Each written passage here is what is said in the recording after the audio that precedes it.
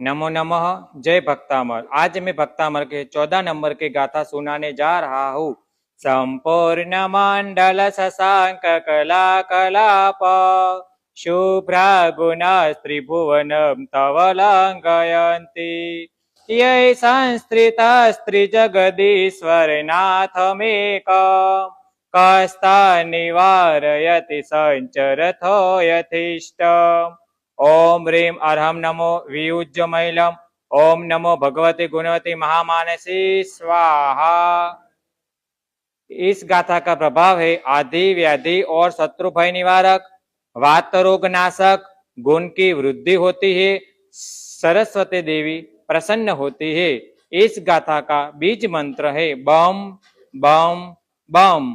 इस गाथा को 3 बार गाथा रुद्धि मंत्र के साथ अवश्य जाप करना चाहिए। जय जिनेन्द्र। प्रणाम।